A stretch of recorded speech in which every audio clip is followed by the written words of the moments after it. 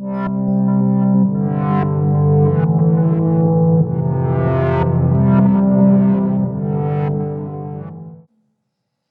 queridos alunos e alunas, mais uma vez estamos aqui, espero que todos estejam bem, né, que estejam aí se cuidando.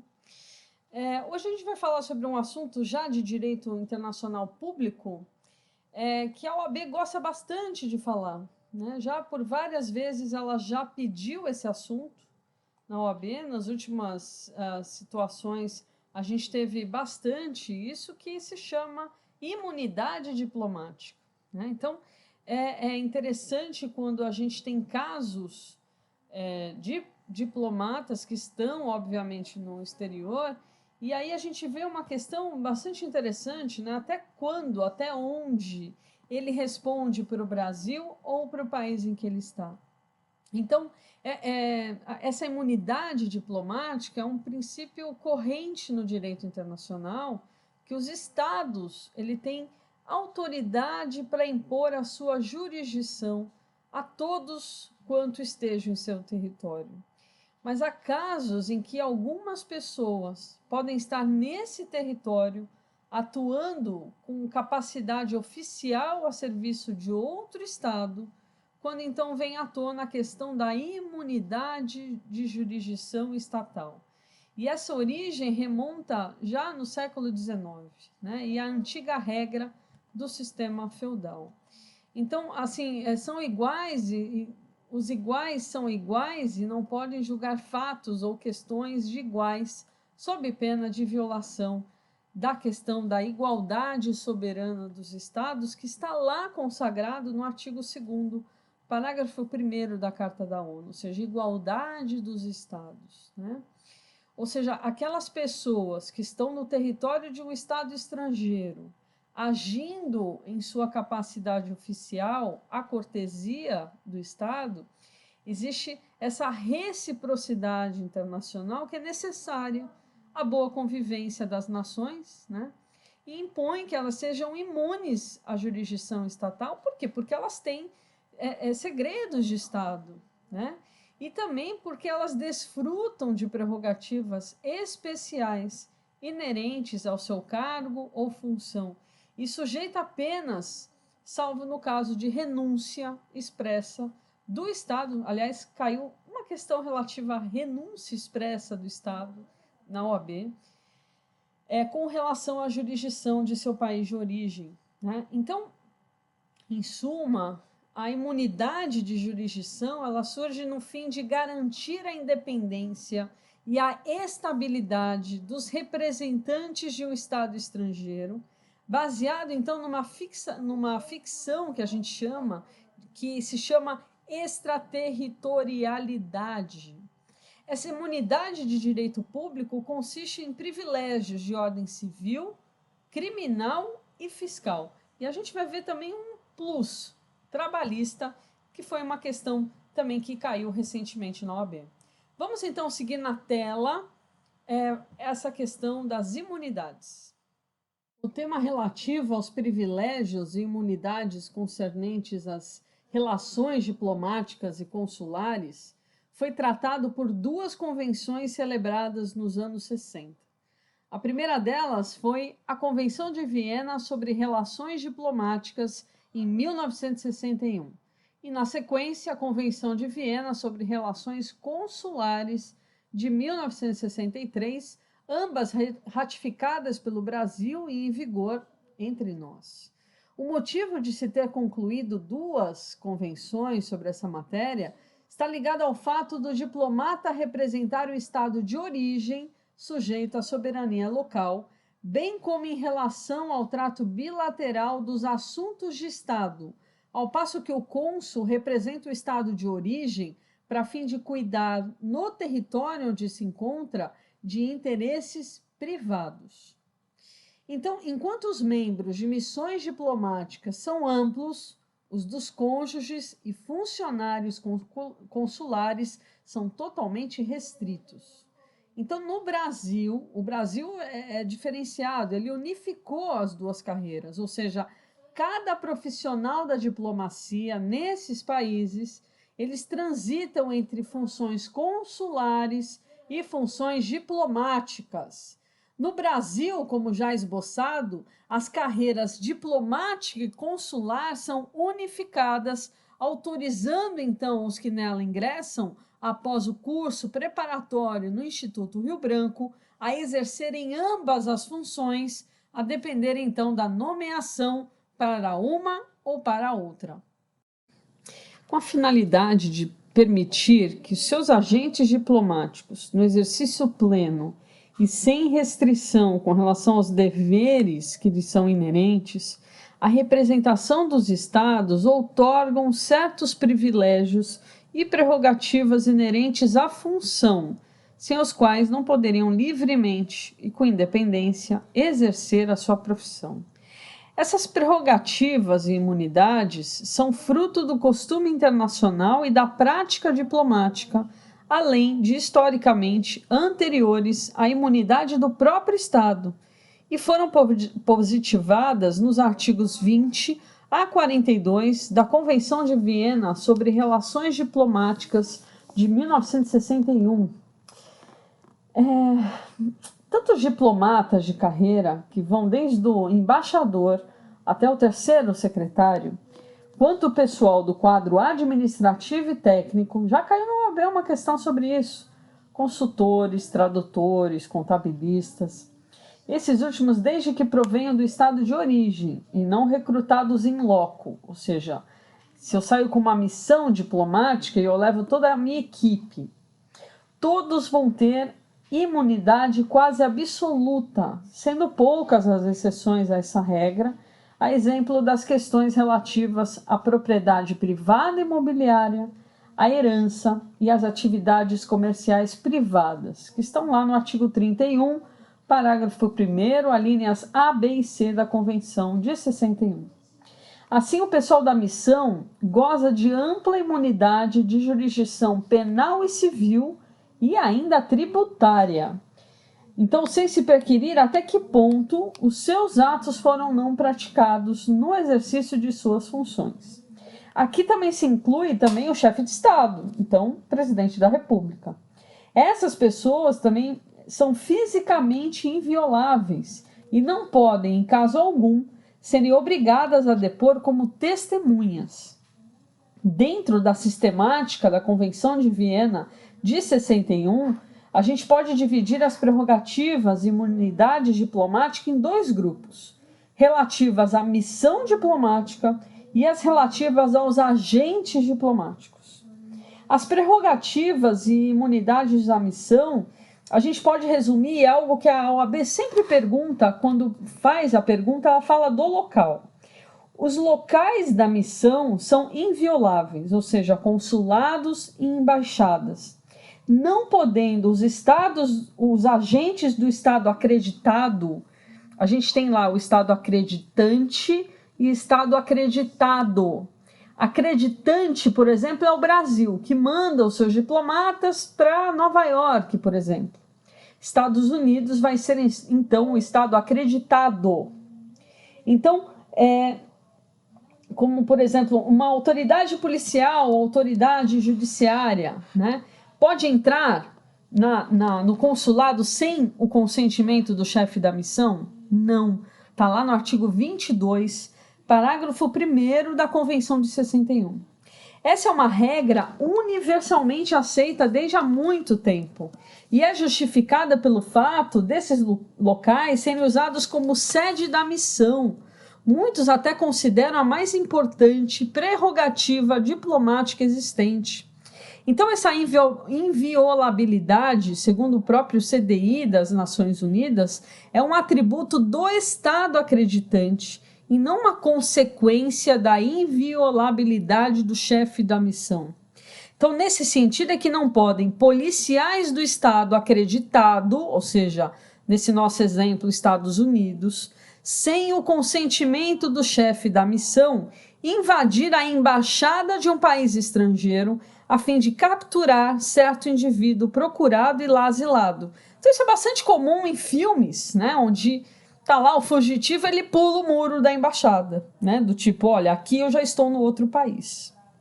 Então, além de respeitar a inviolabilidade dos locais da missão, o Estado acreditado tem ainda obrigação especial de adotar todas as medidas necessárias para proteger tais locais contra qualquer intrusão ou dano e evitar perturbações à tranquilidade da missão ou ofensas à sua dignidade, de acordo com o parágrafo 2º do artigo 22 da Convenção de 61. Os locais da missão, o seu mobiliário e demais bens neles situados, assim como meios de transporte da missão, já caiu recentemente uma questão da OAB sobre o carro do consulado ou da embaixada, não poderão ser objeto de busca, requisição, embargo ou medida de execução. Está lá no parágrafo 3º do artigo 22 da Convenção de 61. São também invioláveis os arquivos e documentos da missão em qualquer momento e onde quer que se encontrem, está lá no artigo 24, bem como a sua correspondência oficial, artigo 27, parágrafo 2º. Os direitos e emolumentos que a missão percebe em razão da prática de atos oficiais também são isentos de todos os impostos ou taxas, está lá no artigo 28. O que se disse em relação às prerrogativas e imunidades da missão diplomática também se aplica às atividades das demais repartições que o Estado mantém no exterior, na medida em que o direito internacional possa imputar ao próprio Estado a regência das atividades de tais repartições.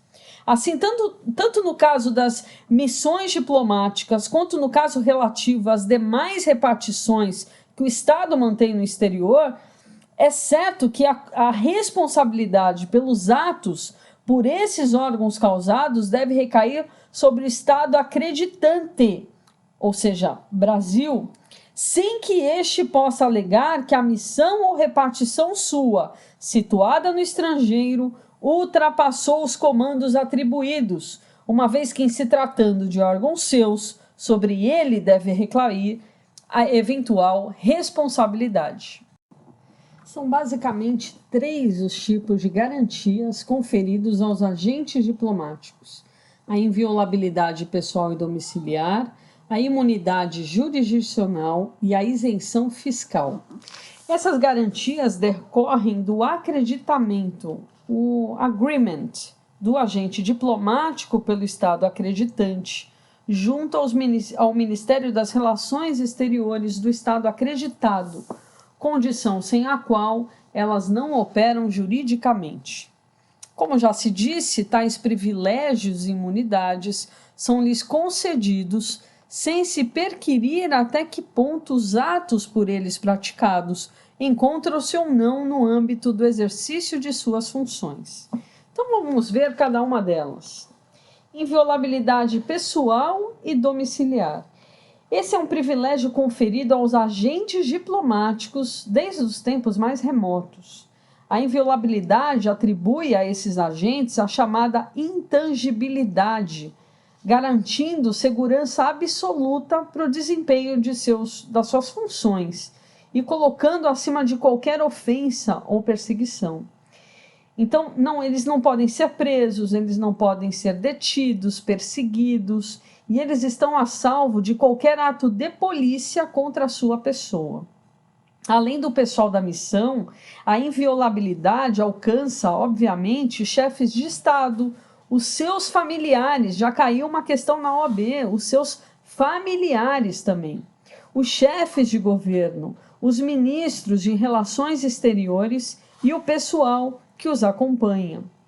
Ele tem início quando o agente entra no território do país para onde foi enviado, se sua missão foi anunciada e, em qualquer caso, quando provar essa sua qualidade oficial por meio de seus documentos pessoais, como seu passaporte. Então, mesmo tendo essa inviolabilidade pessoal, o agente poderá ser retirado do país onde serve, a pedido seu ou por expulsão, caso pratique atos ofensivos à dignidade ou à tranquilidade local.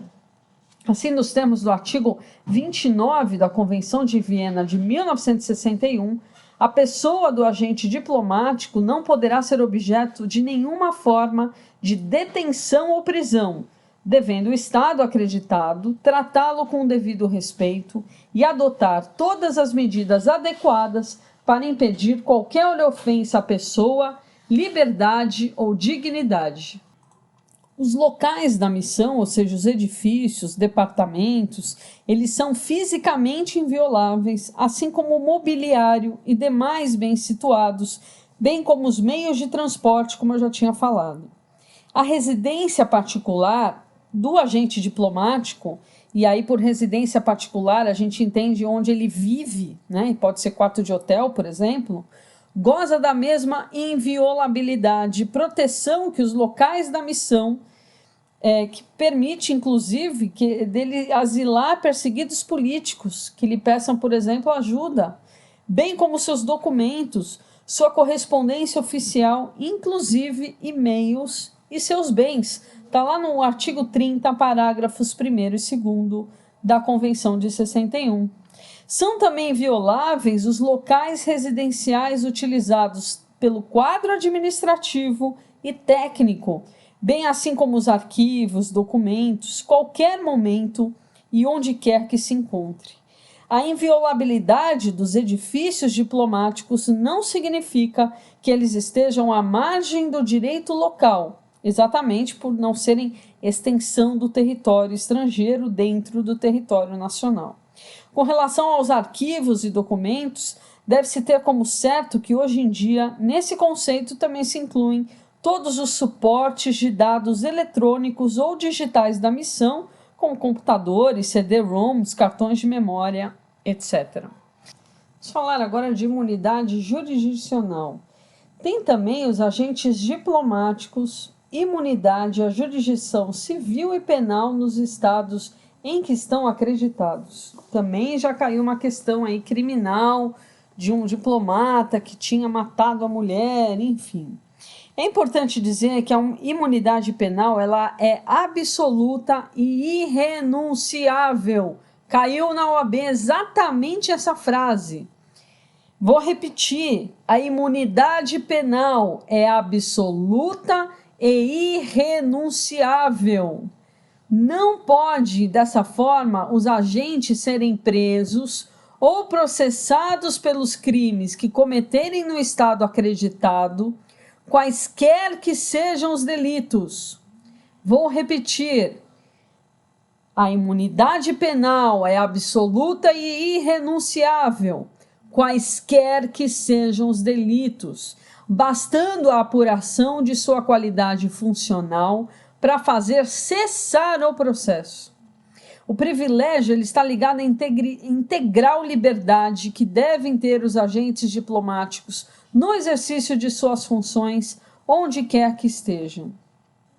O CIJ, e a gente vai falar um pouquinho da Corte Internacional de Justiça, colocou um caso bastante interessante de 2002, é o caso Hieródia, e entendeu que um ministro das Relações Exteriores ele deve conservar plenamente a sua imunidade penal e a sua inviolabilidade, por se tratar de requisito indispensável ao bom exercício funcional.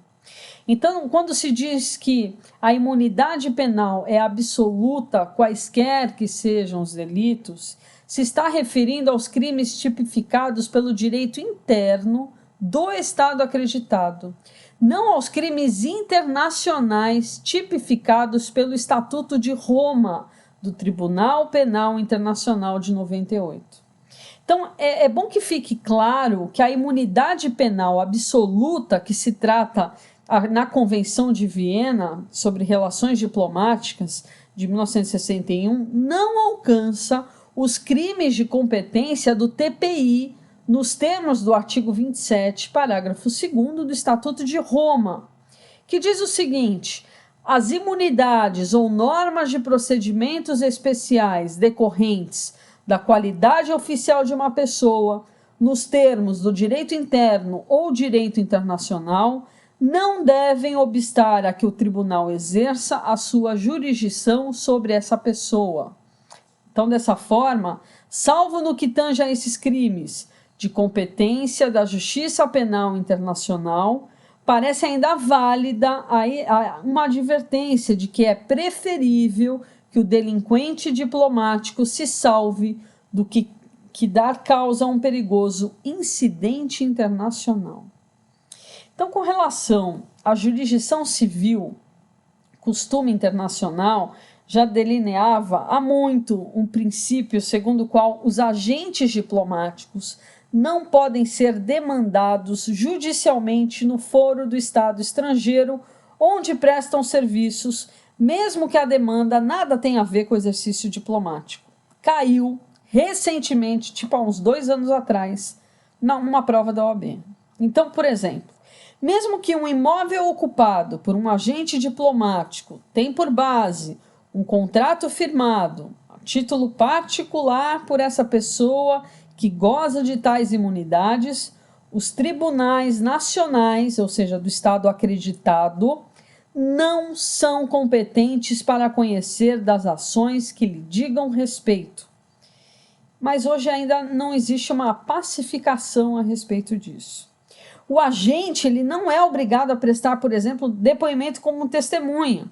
Não está sujeito a nenhuma medida de execução, a não ser nas hipóteses excepcionadas pela própria convenção, e desde que a execução possa realizar-se sem afetar a inviolabilidade tanto da pessoa como da residência. Está lá no artigo 31, parágrafos 1º e 2º da convenção. A imunidade à jurisdição civil, ao contrário da penal, não é absoluta. Então, por exemplo, é possível haver renúncia, e essa renúncia vai sempre ser expressa.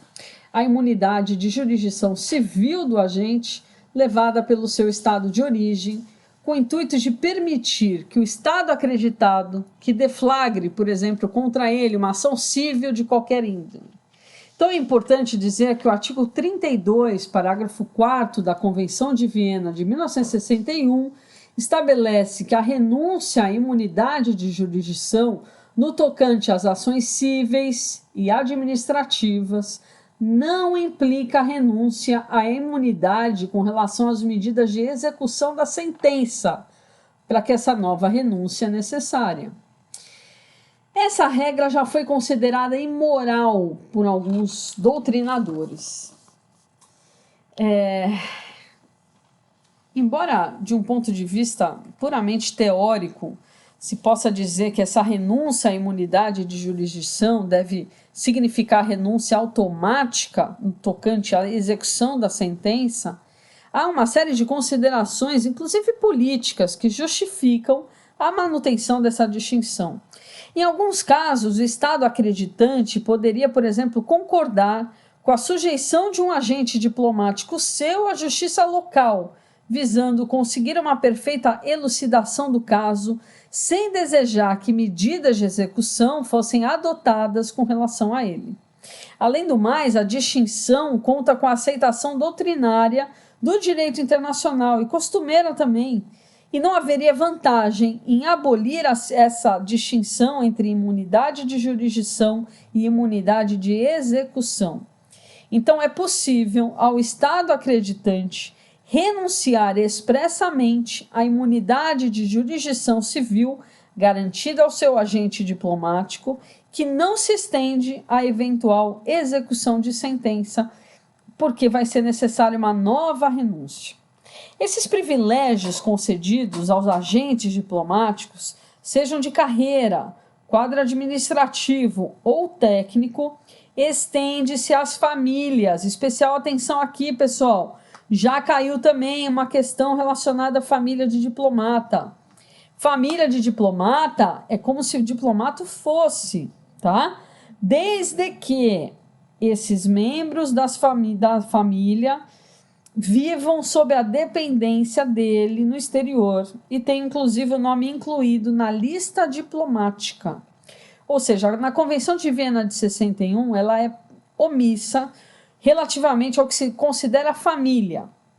e é justificável pelo fato dos redatores do tratado terem sido pessoas formadas sob uma égide de culturas diferentes, que são, por exemplo, contrárias à questão do conceito cristão de família, né? Então, por exemplo, alguns países não consideram homossexual família, né? Então, o Brasil já considera. Então, o pessoal subalterno na missão diplomática, o pessoal de serviço, né, que é custeado pelo Estado acreditante, só goza da imunidade naquilo que diz respeito aos seus atos de ofício, ou seja, estrita atividade funcional. Não se estende aos seus familiares esse privilégio. Os empregados domésticos ou os criados particulares que trabalham nas residências de diplomatas pagos por eles próprios não têm qualquer privilégio garantido.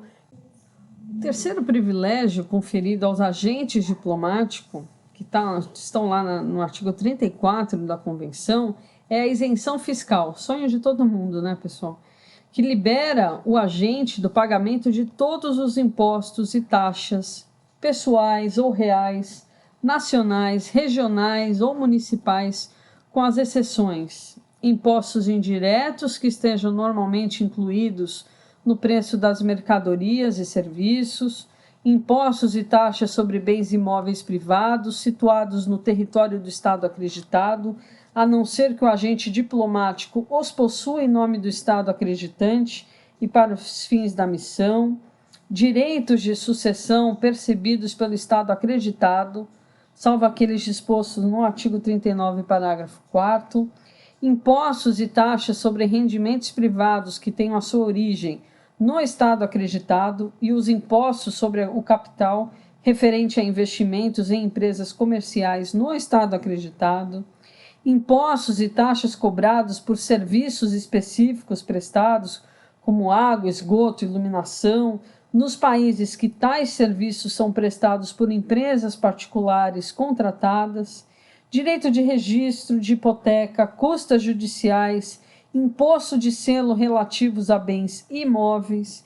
Assim, tudo que importarem na incidência direta não pode ser aplicado ao agente, que vai receber apenas os ônus fiscais indiretos, ou seja, aqueles contidos no preço da mercadoria.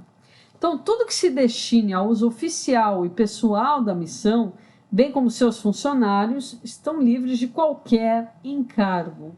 Além disso, o Estado acreditado, ele permite, de acordo com as leis e regulamentos que adote, a entrada livre do pagamento de direitos aduaneiros, taxas, gravames conexos, que não constituam despesas como armazenagem, transporte e outras relativas a serviços análogos. Dos objetos destinados ao uso oficial da missão, objetos destinados ao uso pessoal do agente diplomático ou dos membros da sua família que convivam, incluindo os bens destinados à instalação. As imunidades à jurisdição civil e tributária encontram exceções, e aí que pega na OAB. A OAB adora exceção, né? Então, a imunidade à jurisdição civil, no caso das ações sucessórias em que o agente diplomático esteja envolvido a título exclusivamente privado, como executor testamentário, administrador, herdeiro, legatário. Da mesma forma, não há que se falar em imunidade do agente que, havendo proposto uma ação civil, enfrenta uma reconvenção. E também não há que se falar em imunidade no caso de efeito relativo à profissão liberal ou atividade comercial exercida pelo agente fora de suas funções oficiais. O artigo 42 da Convenção de Viena de 61 expressamente proíbe o agente diplomático de exercer no Estado acreditado atividades profissionais ou comerciais em proveito próprio, porque em muitos casos eles, os diplomatas ou membros da sua família, podem exercê-las a exemplo de quando são médicos, professores universitários. E, obviamente, nessas hipóteses, o agente ele não pode, obviamente, arguir a sua imunidade à jurisdição civil no que diz respeito a eventual ato sobre o imóvel, né, particular, quando o agente situado no território do Estado acreditado, e naqueles países em que admite que governos estrangeiros adquiram imóveis a título particular, né? Não é o caso do Brasil, né, de acordo com o artigo 11 da LINDB, parágrafos 2º e 3º. Então, não podem os governos estrangeiros, bem como as organizações de qualquer natureza que eles tenham constituído, dirijam ou hajam investido de ações de funções públicas, né, adquirir no país bens imóveis ou suscetíveis de desapropriação, salvo se necessários a sede dos representantes diplomáticos ou agentes consulares. A imunidade tributária, como a gente já falou, não incide sobre os tributos indiretos que o beneficiário do privilégio diplomático deve arcar, que já se encontram normalmente embutidos no preço dos bens ou serviços, bem como em tarifas correspondentes a serviços que tenha efetivamente utilizado. Os privilégios e imunidades concedidos aos agentes diplomáticos e consulares, tanto na Convenção de Viena sobre Relações Diplomáticas quanto as relações consulares, dispõem que todas as pessoas que gozem desses privilégios e imunidades deverão respeitar as leis e os regulamentos do Estado acreditado. E também deverão se evitar, né, assuntos internos desse referido Estado. Isso significa que quaisquer dessas pessoas no território nacional devem respeitar o direito local no que tem vivido, né, no Estado acreditado. Em suma, pessoal, os agentes do Estado estrangeiro ele tem que respeitar as leis e os regulamentos do Estado acreditado, salvo quando há isenção dessa obrigação decorrente de privilégios e imunidades de que gozam tais agentes. Segundo o CDI, o não cumprimento pelo agente diplomático das suas obrigações não absolve o Estado acreditado do seu dever de respeitar as imunidades do agente. Tanto os diplomatas quanto os demais integrantes da missão diplomática, que vão, então, desde os terceiros secretários aos embaixadores, além do ministro das Relações Exteriores e do próprio chefe de Estado, eles gozam de imunidade penal absoluta para os crimes tipificados pelo direito interno do Estado acreditado, de acordo com o artigo 31, parágrafo 1º da Convenção de Viena de 1961, que diz que o agente diplomático gozará de imunidade de jurisdição penal do Estado acreditado. Então, não se prevê qualquer ressalva ou exceção à regra da imunidade em matéria penal, o que faz com que o Estado acreditado fique impedido, em qualquer hipótese, de demandar perante a justiça penal um agente diplomático estrangeiro que esteja sob a sua jurisdição. Ou seja, a imunidade ela é absoluta. Por esse motivo é que o Código Penal brasileiro diz lá no artigo 5º que o princípio da territorialidade ressalvou expressamente a aplicação de convenções, tratados e demais regras do direito internacional público. Então, essa imunidade ela abrange os membros da família do agente que com ele vivam, desde que não sejam nacionais do Estado acreditado. Então, é o que dispõe o artigo 37, parágrafo 1º da Convenção de 51. Para gozar, então, dessa imunidade à jurisdição penal no Estado acreditado, os agentes diplomáticos eles devem ter residência permanente nesse Estado. Então, se assim for, os crimes por eles praticados em território brasileiro não estarão sujeitos, salvo renúncia expressa do Estado acreditante, à jurisdição penal. Seja quais forem esses delitos, como homicídio, latrocínio, roubo, furto, sequestro, extorsão. Mesmo um atentado contra a vida do presidente da República, praticado por membro da missão diplomática, este será imune à jurisdição penal brasileira. Então, os agentes diplomáticos sujeitam-se apenas à jurisdição penal do Estado acreditante, aquele que envia, e não do Estado acreditado, ou seja, aquele que os recebe. Em virtude disso, o agente não pode ser preso e julgado pela autoridade do Estado onde exerce suas funções, seja qual for o crime de que se acusem. Nada impede que o agente criminoso seja declarado pelo Estado acreditado persona non grata, ou seja, o que não lhe retira a imunidade, mas retira-o praticamente do país. Foi isso que fez e ameaçou fazer, né, semana retrasada, o Bolsonaro com relação aos agentes diplomáticos da Venezuela. A prática de delitos pelos membros da missão diplomática em território do outro estado não os livra de processo-crime e, obviamente, eles devem sofrer no país de origem, ou seja, aqui no Brasil, uma vez que a imunidade da jurisdição penal não significa impunidade, ok? É claro que nem poderia ser diferente, né? Porque o que se espera é que aquele que praticou um crime responda pelo ilícito cometido, senão aqui, ao menos no Estado patrial. É importante ainda dizer, né, que nada do que se falou exclui a competência do Tribunal Penal Internacional para julgar o cometimento de crimes da sua competência nos termos do Estatuto de Roma. Quando se diz que a imunidade de jurisdição em matéria penal é absoluta, e subentende-se sempre o caso do agente diplomático ter praticado um crime no estado acreditado e o seu estado de origem não haver expressamente renunciado à sua imunidade.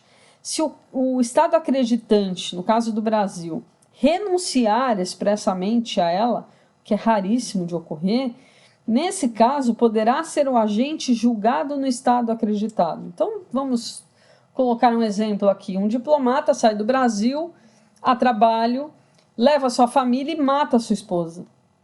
Ah, ele não vai ser julgado lá?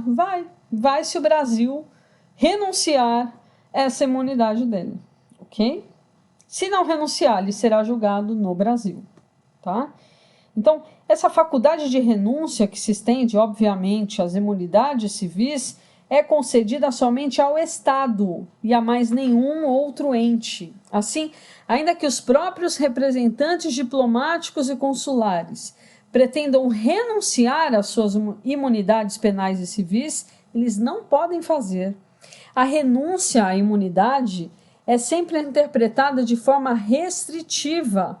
Por quê? Porque implica na submissão de uma potência estrangeira ou de seu agente à jurisdição de outra. Então, a renúncia, né, a imunidade desse agente, ela é levada a efeito pelo seu estado de origem e é causa que apenas possibilita, ou seja, que dá condições a que o diplomata ou o agente consular estrangeiro seja julgado pelo estado acreditado, o que não retira o caráter absoluto da imunidade penal.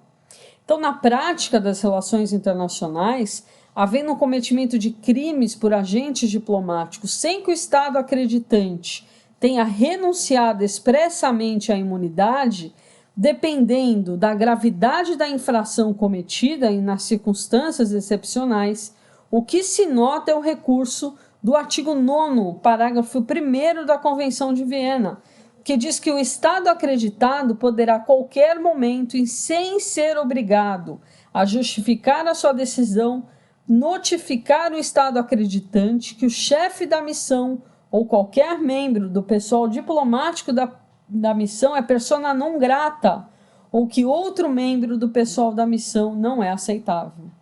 O problema da imunidade penal do pessoal diplomático foi analisado pela CIJ, como eu já falei no caso Heródia, de 2002.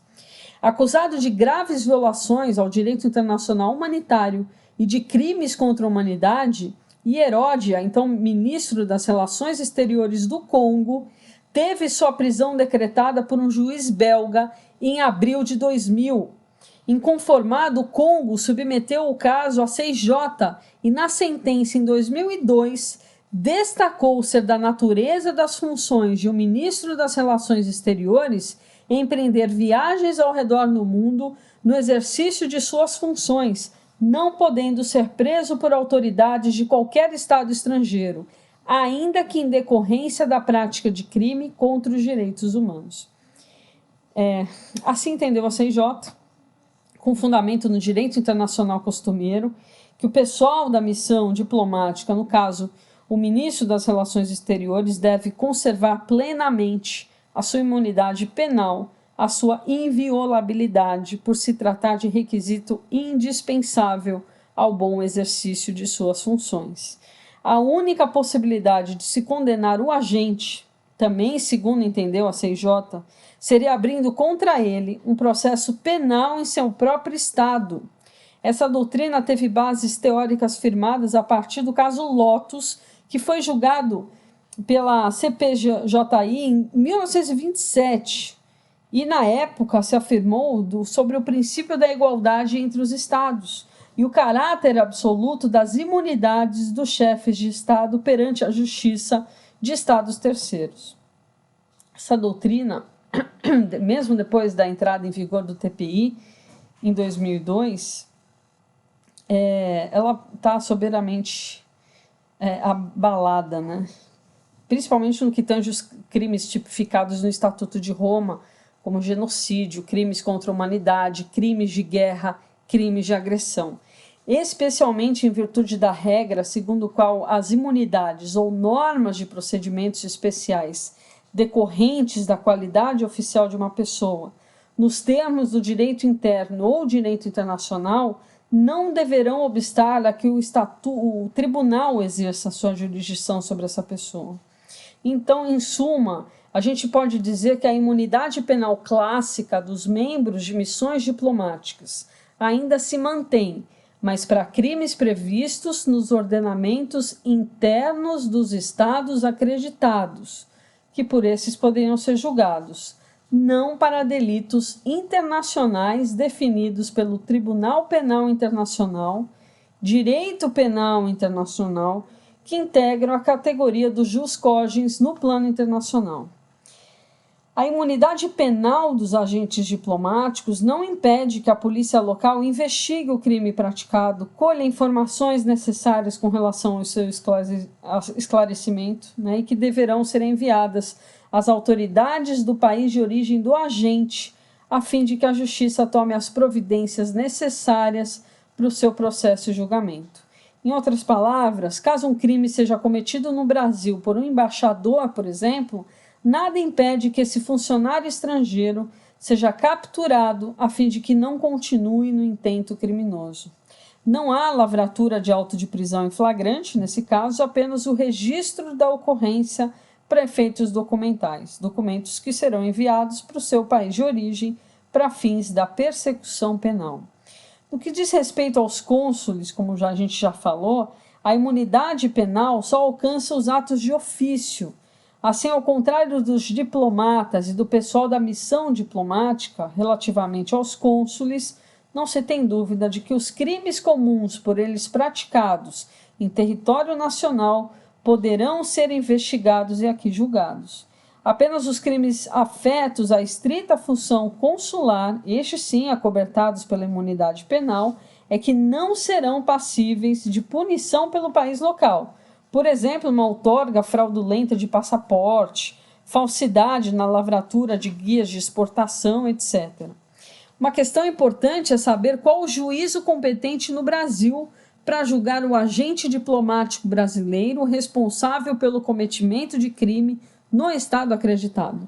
A Constituição Brasileira de 88 é expressa apenas na relação aos chefes da missão diplomática de caráter permanente, ao dizer que os mesmos serão processados e julgados pelo STF de acordo com o artigo 102.1, a linha C, o que consideram chefes de missão diplomática de caráter permanente. Essa resposta encontra-se no artigo 14 da Convenção de Viena de 61. E estão eles, os embaixadores, né, daí ter decidido o STF pela incompetência absoluta do juízo federal de primeira instância para julgamento desses últimos nas infrações penais comuns. A Constituição nada disse com relação aos demais membros da missão diplomática, por exemplo, um terceiro secretário. Então, qual seria, nesse caso, o juízo brasileiro competente para processar e julgá-los? Havendo interesse da União, cabe à Justiça Federal processar e julgar o diplomata de acordo com o artigo 109.4 da Constituição Federal.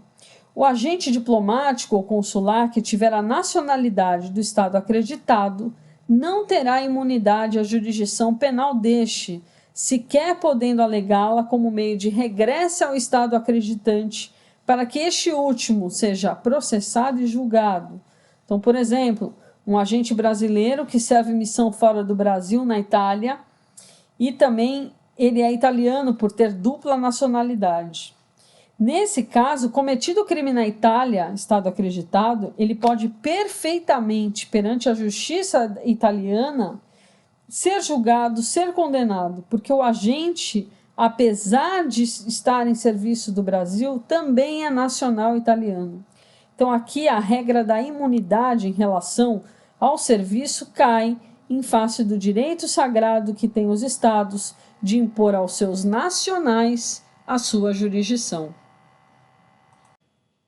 Na semana que vem a gente continua com esse tema de imunidade e a gente vai falar até de alguns casos recentes, como, por exemplo, um avião com uma mala cheia de cocaína e era de uma missão diplomática do presidente atual.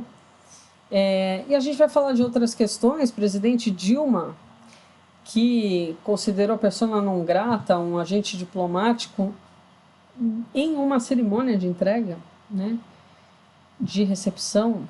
Enfim, muito papo. Até mais. Tchau, tchau.